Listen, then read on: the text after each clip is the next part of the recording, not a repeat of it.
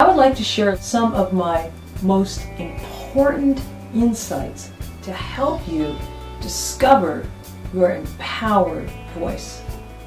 I'd like to give you a background and an understanding of how all of this applies so that you can relate to some of these issues that I am bringing up and you can see how it's going to fit into your vocal journey. Maybe you're uptight about breathing, but you have to look at what creates the breath. It's energy. Where does energy come from? Well, we could talk about this all day. I love this stuff. But isn't it your connection to your thoughts and feelings that create your energy? And what do you think singing is? What do people really remember when you sing? Do they remember if you remembered the lyrics, if you were a little flat, or if you were a little sharp? Or do they remember what moves their spirit? Well, what do you remember when you listen to someone? I mentioned I'm a vocal empowerment coach. That word empowered has more to do with you than it does with me. A lot of people don't know the difference between powerful and empowered. Now keep in mind that vocal empowerment coach means that I'm still a vocal coach. You're still going to learn technique and you're still going to learn all the best exercises, but you're going to learn them from a solid foundation, and you're going to learn them with your whole instrument intact. So let me give you an example now of what powerful is. I can sing a powerful note supported from my diaphragm, ah! But if I want to sing an empowered note, ah! What's the difference? Hey, if you just said, well, you had a little bit of vibrato on that second one, then you're not listening from an empowered place. I want you to listen with all of yourself. The first example, I only used less than 1/3 of my instrument favorably. And the second example, I used all of my instrument favorably. And I will be teaching you how to do that. But before you do that, you need to know what your whole instrument is. So now I'm going to ask my old famous trick question. If I'm a piano player, my instrument's my piano. If I'm a singer, what is my instrument? Did you say voice? What? Diaphragm? Body? These are the answers I hear most of the time. But if you even said body, then you only get 1/3 of your instrument. So maybe you're wondering what the other 2/3 are. For your entertainment purposes, I'm going to act out the 3 parts of your instrument. Listen carefully so you can identify them. Here we go. So I'm singing a song. My mama done told me when I was in pigtails. And all of a sudden the thought pops into my mind. Uh-oh, the high part's coming up. I hope I don't mess it up.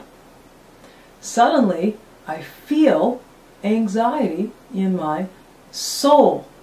And the last thing to have happen is my body becomes tense and then my voice cracks. Okay, can you relate to that? Or maybe you forgot the lyric, or your voice sounded shaky, or maybe you even went off pitch in that last moment. And then what did you do? You said, oh, my stupid voice. But did you hear the 3 parts of your instrument? Were you listening carefully? What was the first thing to have happen? Singing a song and a thought popped into my mind. Right. So it was a limiting thought. That thought was about something that hadn't even happened yet. It took me out of the present moment. Instead of staying completely present, I started micromanaging and getting obsessed about what bad thing might happen. The second thing to have happened after the thought popped into my mind was what? Do you remember? I felt anxiety in my what? Soul. And the last thing to have happened was then my body became tight and my voice cracked as a result of the tight body, which came from the soul that was stressed out, which came from the thought. Do you see how voice is the last thing to happen? And yet we blame our voice and we're so focused on our voice. But now that you know, oh, what are the 3 parts of your instrument? First your mind, then your soul, and lastly your body. Yeah, it's not mind, body, soul. It's mind, soul, body, thought, feeling, and then the physical. If you understand that, from that point you can know how to become more empowered as a singer, because now you're dealing with all of you, not just 1/3. I hope this makes sense, and I hope you consider that 67% of your instrument happens before you even open your mouth. Now think about it. If I were to tell you, warm up your instrument, what would you warm up? Did you say voice? Did you say body? Or did you say, oh, I get it.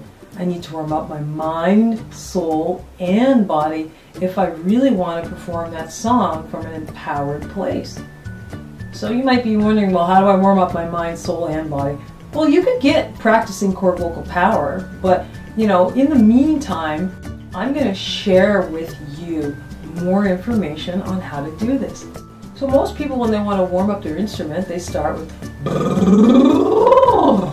but I'm going to let you know right now that that's not where you want to start. That's an excellent exercise, but if your thoughts and feelings aren't helping you to get the right kind of relaxation in your body and voice, you will not do them properly.